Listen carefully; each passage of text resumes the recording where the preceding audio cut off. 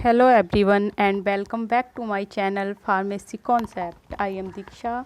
I belong to NATOR. Today we will discuss about the human anatomy and physiology unit first subject of B pharmacy first semester. और आज हमारी second video है हमारे channel पर। अगर आपने अभी तक फर्स्ट वीडियो नहीं देखी है तो आप उस वीडियो को हमारे चैनल पर विज़िट करके देख सकते हैं। हमारे चैनल पर जिसमें हमने बी फार्मेसी के सभी सब्जेक्ट के बारे में बताया है। वीडियो स्टार्ट करने से पहले अगर आपने अभी तक हमारे चैनल को सब्सक्राइब नहीं किया है तो प्लीज़ सब्सक्राइब करें and press the bell icon to get all the notification from this channel. तो आइए स्टार्ट करते हैं अपना प्यारा सा और बहुत इंटरेस्टिंग सा subject HAP human anatomy and physiology first. तो ये हमारा HAP का सिलेबस है और फर्स्ट यूनिट जिसमें हमें बेसिकली 3 चैप्टरों को पढ़ना है। तो ये सिलेबस है, आप इसका स्क्रीनशॉट ले सकते हैं। तो हमारी जो यूनिट है वो यहाँ से स्टार्ट होती है। उसमें हमें 3 चैप्टर पढ़ने हैं, 3 चैप्टर पढ़ने हैं। Introduction to human body, cellular level of organisation, tissue level of organisation. तो हमारा फर्स्ट जो चैप्टर है इंट्रोडक्शन टू ह्यूमन बॉडी, उसमें हमें 5 टॉपिक पढ़ने हैं। तो हमारा पहला टॉपिक जो आज हमें पढ़ना है definition and scope of anatomy and physiology, वो स्टार्ट करते हैं। ये नोट लिखा हुआ है, इसको आप पढ़ लीजिए। The study of human body. अगर हम ह्यूमन बॉडी की स्टडी करें तो वो 2 मेजर प्रिंसिपल्स पे डिपेंड करती है। Number first anatomy and number 2 physiology. अब आप सोच रहे होंगे कि ये एनाटॉमी एंड फिजियोलॉजी क्या है, तो आइए इसी के बारे में आगे पढ़ते हैं। आप इसका स्क्रीनशॉट ले लेना। Definition and scope of anatomy and physiology, ये हमारा टॉपिक है आज का। तो डेफिनेशन ऑफ एनाटॉमी क्या है? तो एनाटॉमी क्या है? Anatomy is a science that deals with the structures of the body and the relationship of various parts to each other. तो एनाटॉमी है क्या?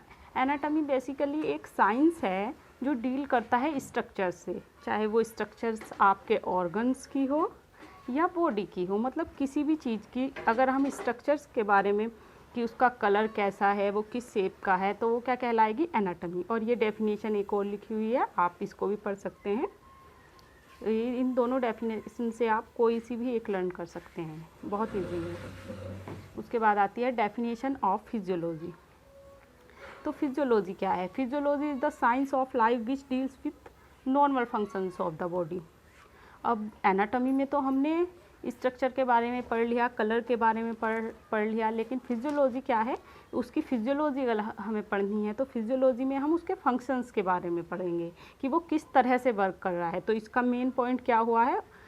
फंक्शंस, जो कि हमने हाईलाइट भी किया है कि इसका एग्जाम्पल भी लिखा हुआ है। How the body parts works, मतलब कि बॉडी के जो पार्ट्स हैं, लीवर, किडनी, ये सब कैसे वर्क करते हैं वो हम पढ़ेंगे फिजियोलॉजी में। बेसिकली जो ह्यूमन बॉडी है वो टोटल 11 सिस्टम से मिलके बनी हुई है। तो हमारा फर्स्ट सिस्टम है इंटीग्यूमेंट्री सिस्टम, उसमें hair, nails, skin, sweat gland, oil gland, ये सब आती है। उसके बाद हमारा स्केलेटल सिस्टम है जिसमें हमारे बोन्स, ऑल बोन्स 206 जितनी हमारी टोटल बोन्स हैं वो सब हमारी किस में आती हैं? स्केलेटल सिस्टम में। मस्कुलर सिस्टम में हमारी मसल्स आती हैं। एंडोक्राइन सिस्टम में हमारे हार्मोन्स वगैरह आते हैं। कार्डियोवास्कुलर सिस्टम में हमारा हार्ट आता है। लिम्फेटिक सिस्टम में हमारी लिम्फेटिक, इम्यून सिस्टम भी बोलते हैं इसको, एंटीबॉडीज़ वगैरह आती हैं। रेस्पिरेटरी सिस्टम में हमारे लंग्स आते हैं, ट्रैकिया आती है। डाइजेस्टिव सिस्टम में हमारी गैस्ट्रोइंटेस्टाइनल ट्रैक्ट आती है, ठीक है। नर्वस सिस्टम में हमारे न्यूरॉन्स आते हैं और स्पाइनल कॉर्ड आती है, ठीक है। और हमारा 10th सिस्टम जो है वो क्या है? Urinary system. इसमें किडनी, यूरेटर्स, यूरिथ्रा, ये सब हमारे यूरिनरी सिस्टम में आते हैं। और रिप्रोडक्टिव सिस्टम, वेजाइना, पेनिस, ये सब हमारे रिप्रोडक्टिव सिस्टम है। इनके बारे में आपको इतना पढ़ना नहीं, लेकिन मैंने आपको बेसिकली बता दिया जिससे आपको नॉलेज हो जाए। उसके बाद हम आते हैं स्कोप पे कि स्कोप क्या है। स्कोप मीन्स कि कहाँ कहाँ पे हम यूज़ कर सकते हैं, तो हमें स्कोप बताना है एनाटॉमी का एंड फिजियोलॉजी का। तो अभी हम पहले क्या पढ़ेंगे, स्कोप ऑफ एनाटॉमी, मतलब कि हम एनाटॉमी को कहाँ कहाँ पे यूज़ कर सकते हैं। तो नंबर फर्स्ट है embryology. It is a branch of science that is related to the formation, growth and development of embryo. तो एम्ब्रियोलॉजी क्या है, जिसमें एग फर्टिलाइज्ड हो जाता है तो उसके 8 वीक तक फर्टिलाइजेशन हो जाने के बाद से 8 वीक तक हम उसकी स्टडी करते हैं, तो ये कहलाता है एम्ब्रियोलॉजी। उसके बाद आती है developmental biology. Study of complete development of an individual from fertilization of an egg to death. Egg to death का मीन्स है कि फर्टिलाइजेशन हो जाने के बाद, बेबी के बोर्न हो जाने के बाद उसकी डेथ तक का जो जिसमें हम स्टडी करते हैं वो क्या है, डेवलपमेंटल बायोलॉजी। उसके बाद नंबर थर्ड है cell biology. A branch of biology dealing with the structure and function of life history of cells and their constituents.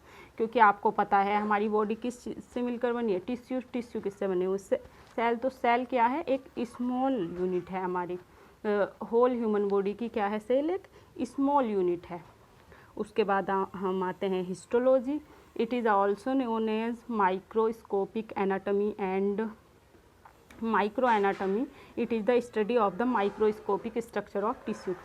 Histology में हम क्या करेंगे, हिस्टोलॉजी में माइक्रोस्कोप से टिश्यू को लेके उसकी स्टडी करते हैं, तो वो क्या कहलाती है, हिस्टोलॉजी। उसके बाद आती है gross anatomy. Study of the human structure that can be seen with the naked eye. मतलब ग्रोस एनाटॉमी क्या है, हिस्टोलॉजी में तो हम माइक्रोस्कोप का यूज़ करके देख रहे थे, लेकिन ग्रोस एनाटॉमी में हम माइक्रोस्कोप का यूज़ नहीं करेंगे, उसको हम नेक्ड आइज से देखते हैं, ठीक है। उसके बाद आती है systemic anatomy. Study of specific system of the body. एक स्पेसिफिक सिस्टम की, जो भी मैंने 11 सिस्टम बताए आपको, उनमें से कोई एक ले लेंगे रैंडमली और उसकी स्टडी करेंगे, तो वो क्या कहलाएगा, हमारा सिस्टमिक एनाटॉमी। आप इसका स्क्रीनशॉट ले सकते हैं, ठीक है। और नंबर 7 पे है regional anatomy. Study of region of the body. Region मतलब कैविटी, जैसे हेड कैविटी, एब्डोमिनल, इनकी स्टडी करना क्या है, regional anatomy. Surface anatomy. Study of the external features of body through visualization and palpation, gentle touch. Surface anatomy मतलब surface से external, उसको बाहर से टच करके जो हम जानकारी ले रहे हैं, जो उसके बारे में स्टडी कर रहे हैं, वो क्या कहलाएगी, हमारी सरफेस एनाटॉमी। उसके बाद नंबर 9 पे हमारा radiographic anatomy. Study of structure that can be seen with X-ray. जैसे हम एक्सरे करा के किसी चीज़ को डायग्नोस कर रहे हैं, उसकी एनाटॉमी के बारे में बता रहे हैं, ये यहाँ पे ये प्रॉब्लम है, तो वो क्या है, रेडियोग्राफिक एनाटॉमी। उसके बाद नंबर 10 पे हमारा pathological anatomy. Study of the structural change associated with the disease. Pathological मतलब अगर किसी डिसीज़ से हमें कोई फीवर आया, टाइफाइड वगैरह, और उससे हमारा कोई ऑर्गन अच्छे से वर्क नहीं कर पा रहा है, तो उसकी स्टडी हम करेंगे। जो स्ट्रक्चर में उसकी चेंज आया, तो उसकी स्टडी को हम क्या बोलते हैं, पैथोलॉजिकल एनाटॉमी। हमारा स्कोप ऑफ फिजियोलॉजी, मतलब कि फिजियोलॉजी का यूज़ कहाँ कहाँ पे है, ब्रांचेस ऑफ फिजियोलॉजी भी कह सकते हैं इसको हम। तो neurophysiology. Neuro means neurons, nerve, जो study of functional properties of nerve, neurons है। न्यूरॉन्स आप नर्वस सिस्टम में बहुत डिटेल में पढ़ेंगे, अभी मैं आपको बता देती हूँ कि न्यूरॉन्स होते हैं जो अभी आपके हाथ पे कुछ गरम लगा, मतलब आपको कुछ गरम लगा, तो वो आपकी सेंसेशन आपके माइंड तक गई कैसे, वो न्यूरॉन्स के थ्रू गई, तो ये क्या है, neurophysiology. Endocrinology. Study of hormones and how they control the body function. इसमें एंडोक्राइन सिस्टम में हमने देखा था कि क्या हो रहा थे, हार्मोन्स निकल रहे थे, तो एंडोक्रिनियोलॉजी भी हमें बेसिकली पता ही चल गया कि क्या होगा, हार्मोन्स से ही रिलेटेड होगा। तो इसमें क्या करेंगे हम कि वो किस तरह से फंक्शन कर रहे हैं, क्योंकि फिजियोलॉजी में हम फंक्शन पढ़ रहे हैं। उसके बाद नंबर 3 पे है cardiovascular physiology.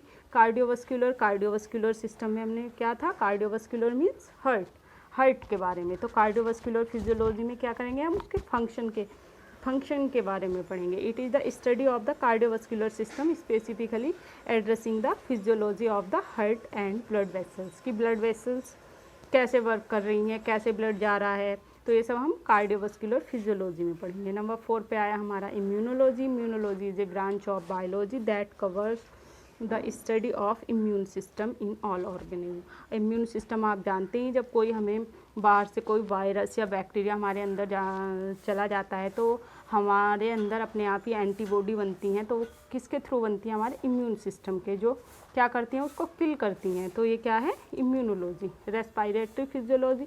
Respiratory physiology includes all the process of gas exchange and transport between the atmosphere and the body tissues. उसके बाद नंबर 6 पे हमारा है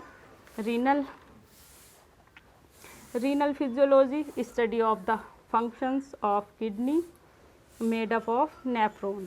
और नंबर 7 पे हमारी क्या है, एक्सरसाइज फिजियोलॉजी। एक्सरसाइज फिजियोलॉजी में हम and organ study of change in cell and organ functions और a result of muscular activity.